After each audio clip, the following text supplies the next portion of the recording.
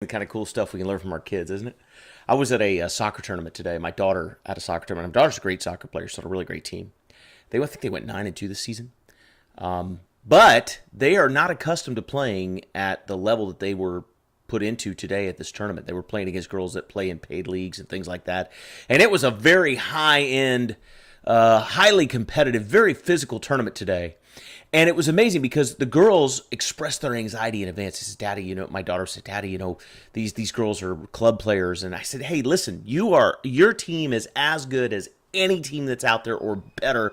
You girls just need to go out there and play your hearts out and you're going to do great. Well, here's what happened. They went out and they stormed the first quarter. I mean, they just crushed it, right? At this level, they play in quarters, not halves, for those that are saying, wait a minute, soccer doesn't have quarters. They get a little water break, rotation break, in between, like in the middle of the half. But anyway, so they go out there and they're doing great. Well, they came out for the second half of the first game for today, and the other team scored on them in like the first 30 seconds. And you could just see the whole team just kind of deflated. And all of a sudden, it was as if the girls were saying, yeah, we knew it. We're outgunned. We're not as good as they are. And it seemed like everybody just kind of quit trying. And the other team ended up catching up. We were ahead 2-0, and the other team ended up winning 3-2. And then when the girls went into their second game, they just didn't have the same zing. They didn't have the same energy they had in the first game. It's almost as if they went into the second game expecting to lose. And I found that really remarkable because I think as human beings, we do this to ourselves. There's two big lessons I got from today. Number one was as human beings, we have a tendency to do this, don't we?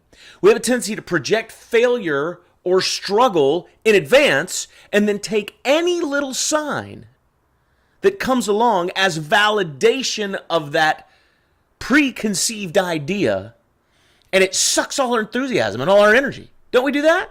Right? Think about it. Have you ever said to yourself, like, oh, this is too good for me, or this is too good to be true, or I don't deserve this, and then any little piece of any little circumstance or any little happenstance, you will take that as validation that what you originally thought was true, and suddenly you just let go of the dream. You just let go of the desire, and you allow yourself to fail because, after all, it was too good to be true, wasn't it? We do this to ourselves as human beings. Don't do that. Don't ever do that. Today, when my girls were still up 2-1. All they would have had to do is just keep doing what they did in the first half, and they would have won that game easily, handily. But they allowed this to get in the way.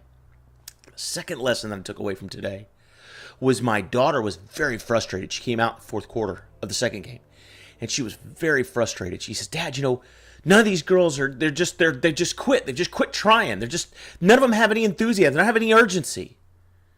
I said, well, honey, you've been doing a little moping around yourself since the end of the first game.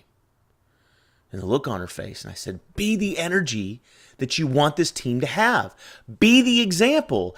Be the attitude. Be the winning spirit. Be the expectation that you want your team members to have. And that's true, again, for all of us in all areas of our lives. We should be, and Gandhi said it, I think it was Gandhi that said, be the change you want to see in the world. So don't set yourself up for failure with bad expectations, and be the example you want to see from your team or your organization or your family or your community or whatever relationships you're involved in. You be what you want those relationships to reflect back to you, and never, ever, ever go into anything with the expectation that you don't deserve it or you're not good enough. Because number one, that's not true. And number two, that'll kill you. And that's the dose. Have a great weekend, everybody.